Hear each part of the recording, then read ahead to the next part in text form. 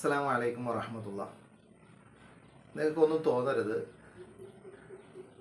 നമുക്കറിയാം, നമ്മുടെ സമൂഹത്തിൽ കാണുന്ന ഏത് നന്മകൾ എടുത്താലും, നന്മകളായി സമൂഹം കാണുന്ന ഏതൊരു കാര്യം എടുത്താലും അതിലെല്ലാം ഇസ്ലാമിൻ്റെ ഒരു കയ്യൊപ്പ് കാണാൻ സാധിക്കും. ആ നന്മകൾ ഇന്ന് സമൂഹത്തിൽ അനുഷ്ഠിക്കുന്നവർ ആരെന്ന് ചോദിച്ചാൽ മുസ്ലിങ്ങളായിരിക്കും ആ കാര്യം ചെയ്യുന്നവർ എന്ന് നമുക്ക് പലപ്പോഴും ആളുകളുടെ സംസാരങ്ങളിൽ നിന്ന് മനസ്സിലാക്കാൻ സാധിക്കും.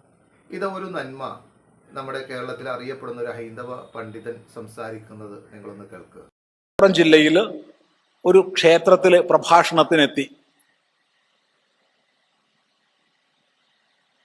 ഇത്രയും യാത്ര ചെയ്ത് എത്തിയതാ. കലശലായിട്ട് മൂത്രമൊഴിക്കണം എന്ന് വലിയ നിർബന്ധമുണ്ട്. അപ്പൊ എത്തിയ ഉടനെ ക്ഷേത്രത്തിന്റെ പുറത്ത് ആ ക്ഷേത്രത്തിന്റെ കമ്മിറ്റി പ്രസിഡന്റും സെക്രട്ടറിയും നിൽക്കുന്നുണ്ട്. ഞാൻ അവരോട് ചോദിച്ചു, ലോഹ്യങ്ങളൊക്കെ നമുക്ക് പിന്നെ ആവാം, ഒരു മഗ്ഗിൽ കുറച്ച് വെള്ളം തരുമോ, ഒന്ന് മൂത്രം ഒഴിച്ചിട്ട് വരാം. ഉടനെ തന്നെ അയാൾ ഓടിപ്പോയി ഒരു പാട്ടയിൽ വെള്ളം തന്നു. ഞാൻ ഈ വെള്ളം എടുത്ത് ദൂരത്തേക്ക് പോവുക. അപ്പൊ അവർ പരസ്പരം പറയുക, ഇയാള് മാപ്പിളയാണോ?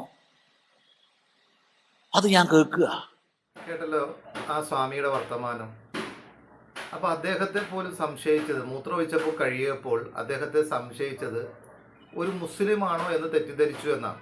അപ്പൊ മൂത്രമൊഴിച്ചാൽ കഴുകണമെന്ന നന്മ ഇന്ന് സമൂഹത്തിൽ നടപ്പിലാക്കുന്നവർ മുസ്ലിങ്ങളാണ് എന്ന് പൊതുസമൂഹത്തിന്റെ വികാരമാണ് ആ സംസാരത്തിൽ നിന്ന് മനസ്സിലാക്കാൻ സാധിക്കുന്നത്. അതുകൊണ്ട് ലോകത്ത് ഒരു നന്മ, അത് മൂത്രമൊഴിക്കുന്ന കാര്യത്തിലായാലും നമുക്ക് കാണാൻ സാധിക്കുന്നത് പ്രവാചകൻ സല്ലല്ലാഹു അലൈഹി വസല്ലം ഖബർ ശിക്ഷ പോലും ലഭിക്കുന്ന ഒരു കാര്യമായിക്കൊണ്ടാണ് പഠിപ്പിച്ചത് മൂത്രമൊഴിച്ചാൽ കഴിയില്ല എങ്കിൽ. അതുപോലെ തന്നെ ഖുർആൻ പറഞ്ഞു, ഇന്നല്ലാഹ യുഹിബ്ബു തവ്വാബീന വ യുഹിബ്ബുൽ മുതതഹിരീൻ. തീർച്ചയായും അള്ളാഹു പശ്ചാത്തപിക്കുന്നവരെയും അതുപോലെ തന്നെ ശുദ്ധി കൈവരിക്കുന്നവരെയും അള്ളാഹു ഇഷ്ടപ്പെടുന്നു എന്ന് അള്ളാഹു പറയുകയാണ്. അതുകൊണ്ട് ഈ സമൂഹത്തിലെ ഏതൊരു നന്മയെടുത്താലും അതിന്ന് പിന്തുടരുന്നവരിൽ ബഹുഭൂരിപക്ഷവും മുസ്ലിം സമൂഹത്തിലുള്ളവരാണ് എന്നുള്ളത് നമുക്ക് അഭിമാനിക്കാനുള്ള ഒരു കാര്യമാണ്. അള്ളാഹു അനുഗ്രഹിക്കുമാറാകട്ടെ.